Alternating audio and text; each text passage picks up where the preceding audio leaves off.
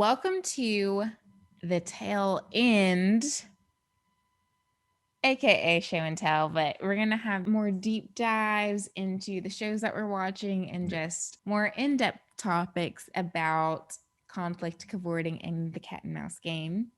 So today, well, tonight, because it is nighttime. Tonight, we're going to be discussing something that we did not talk about on episode three of Show and Tell.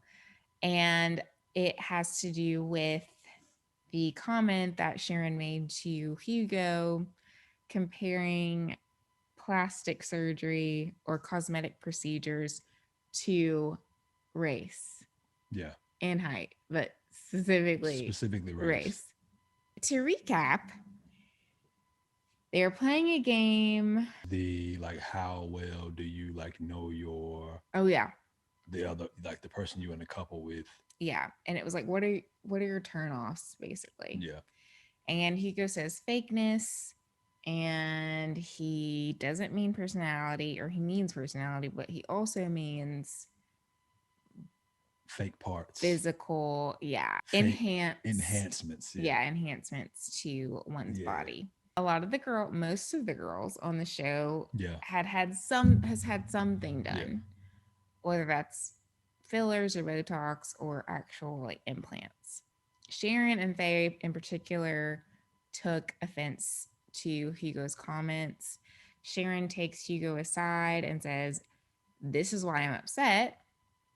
She has some valid points, you don't understand why I've gotten these procedures done and all the pressures that women feel to get this done so that you look at us, et cetera, et cetera.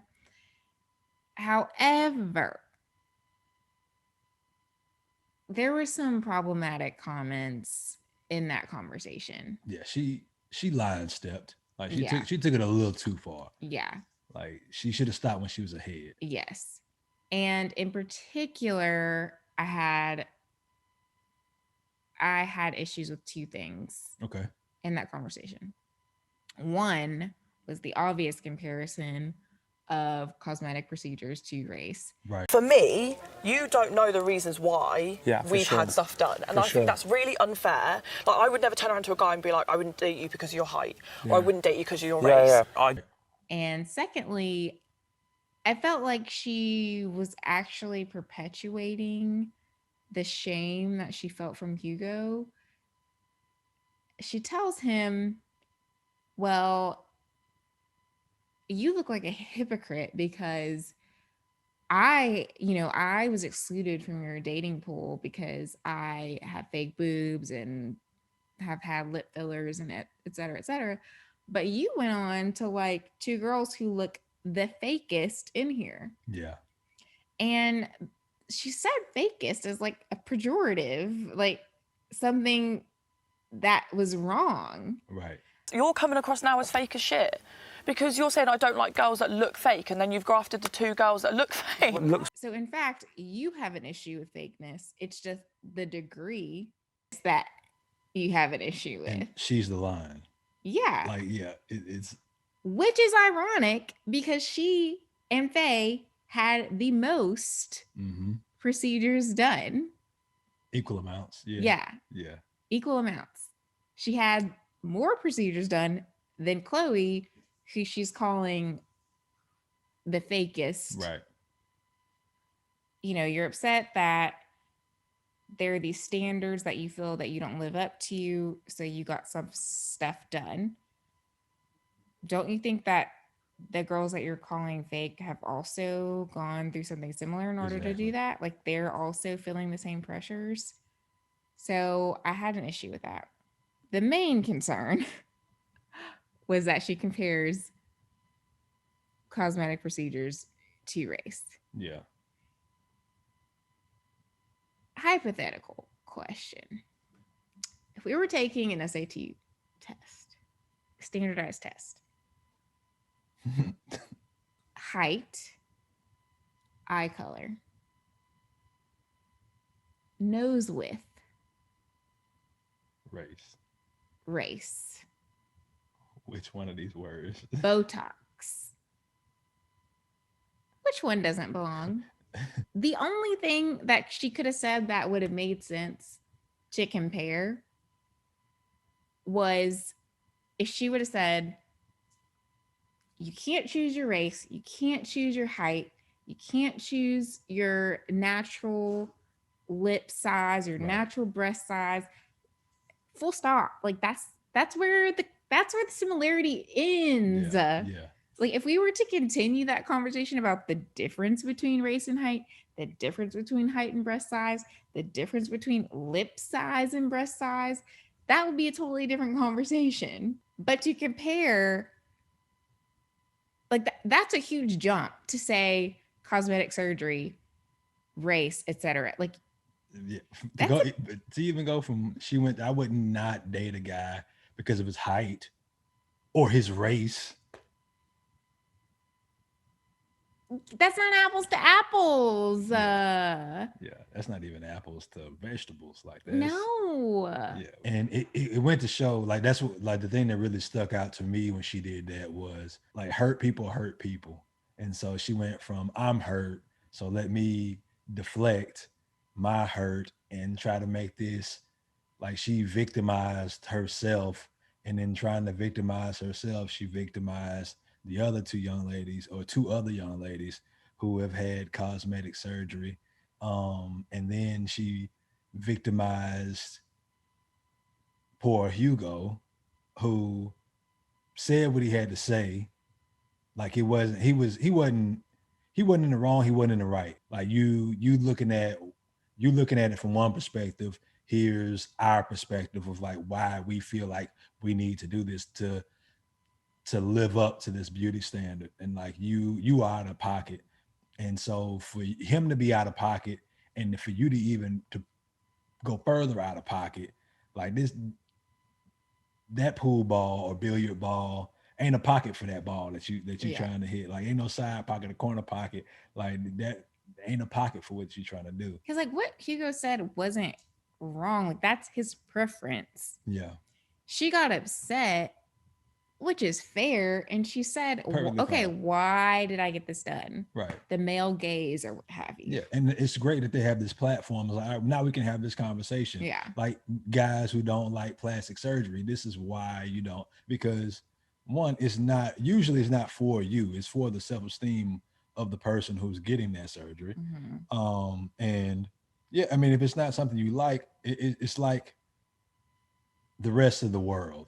Well, go find somebody who, you know what I mean? Yeah. Like, go find somebody who does fit the bill of what you want and be with them. Yeah. And like Hugo saying what he said is not it wasn't crazy at all, but the iteration of it is what kind of drove it over the top. Like, yeah, I don't like fake. Let me tell you that other thing I don't like, fakeness. Yeah. Oh, I forgot this other thing I don't like. Yeah. Being fake. Chloe, what is my biggest turn off? Fakeness, anything fake you don't like. Fake, yeah. Personality and looks, so fakeness it is. I don't know why he keeps saying fake. It's rude. Yeah. Not fake. That word keeps getting thrown around, doesn't it? Yeah. And it was like rubbing it in their face. Yeah, it was like, hold up. Like, the first time he said it's like, okay, you don't, like, does anybody notice he keeps saying that? Yeah. And he said it a good 7, 8. He's like, I said it twice. He's like, no, you said it a good 8, 9 times probably. Like, it was closer to 10 that you said it. Those young ladies taking offense, you can understand it. Because it didn't sink into me until, like, I was like, man, he keeps saying that. Like, it sounded like a dig. It did sound like a dig. Yeah, I think the issue with me with Sharon was that she says it so offhandedly. Yeah. That it's like, okay, maybe it wasn't meant out of hatred or like some terrible thing, but at the same time, like, I think the issue is that it was said so offhandedly that you could even think to compare those things. Right. Because ironically, I keep saying ironically, but ironically, I think Sharon was more concerned that like Hugo didn't like fakeness in her, like he used that as an excuse, but then went on to like 2 other girls who also had procedures done. Yeah. ironically, I think Hugo found fakeness acceptable in 2 white women, and he didn't find fakeness acceptable in an Asian girl. And it being about race instead of fakeness is what actually makes it a tad funnier. And I'm not saying that that's true. Like, I don't know, but I'm just saying. Yeah. Maybe that had more to do with it than you being fake. And the question I was about to ask you is like, height, or cosmetic surgery, height, race. I was like, damn, how did we get here? And like, but that makes more sense now because it's like, oh, yeah, you didn't find this to be a problem in them. Mm-hmm. Like, why is it? So yeah, that makes sense. That's a good argument. Yeah. So in another episode, we have Rachel, and she meets new guy Teddy, and in that conversation that they have when she's pouring it on real thick, she mentions that she goes into pick me lady mode, or she becomes a pick me, which is heavily talked about on Twitter. But and we're not going to talk about $200 dates. What we're going to talk about in this case is she mentions that women, or she doesn't mind paying for dates. She was like, yeah, like I think that's a thing. Like, we should get out of like men having to always pay, or people thinking that men should always pay for like outings and stuff like that. Like, I don't mind paying for a date. And so I did some digging and found some numbers, the percentages of women who believe or think that or would pay for dates, or think that men should pay for dates. So where would you? We're gonna pop these up on the screen. I'll take a screenshot. But where do you think that number is? Or what percentage of women will be willing to pay for a first date? Do you think? Willing to pay? 20%. Really? Okay, that's interesting. I'm way wrong, huh? No, we'll find out. Tell me. No. Why not? Because I don't remember. Ask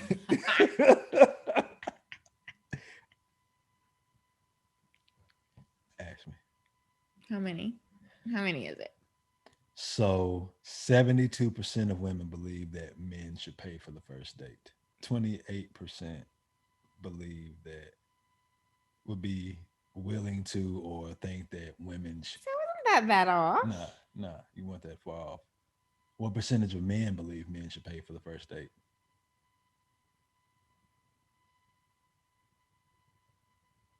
76%.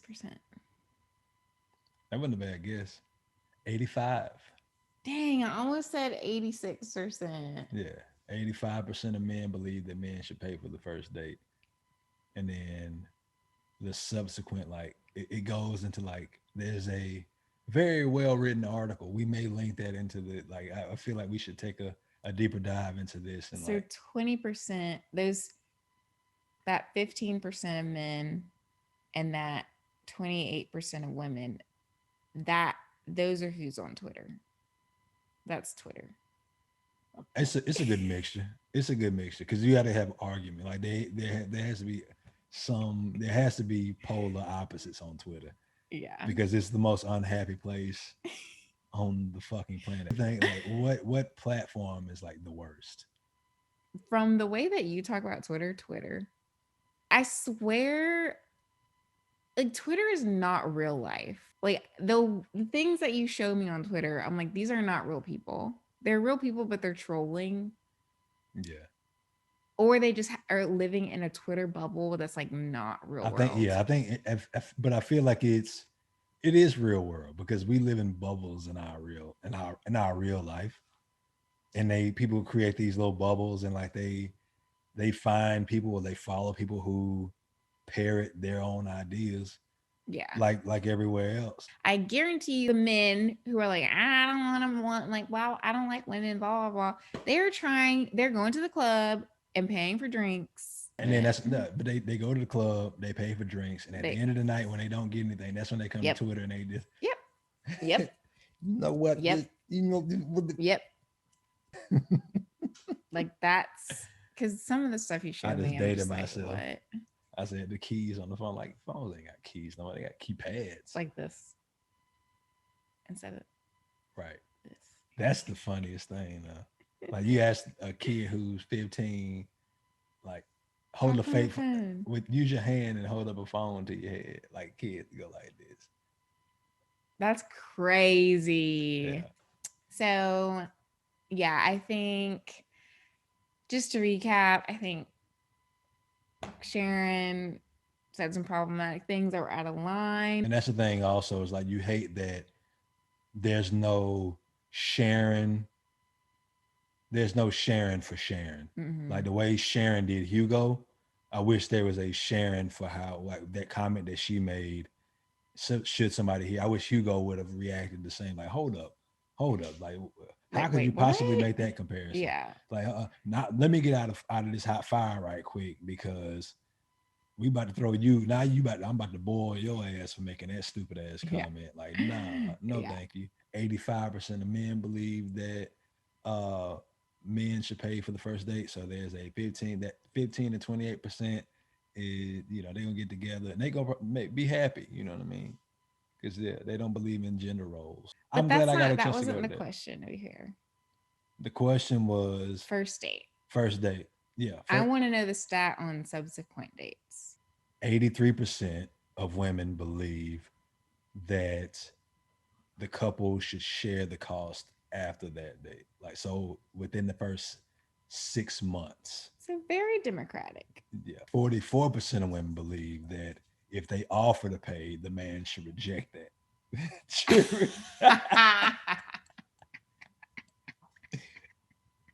So how much? It was 80 what percent? 83% believe it should be a shared cost after the 6 months. 83% believe it should be a shared cost. That should be denied. Yeah. Or 44. Yeah. We're not good with numbers. This is not. I'm just saying. This is not a good math family. Like, don't. I will say that I want that to be a split cost, but like actually you need to say no. Right. And pay up. Right. Exactly. That's hilarious. Yeah. So yeah, cheers to everyone, and we will see you on next week's episode of Show and Tell. Peace.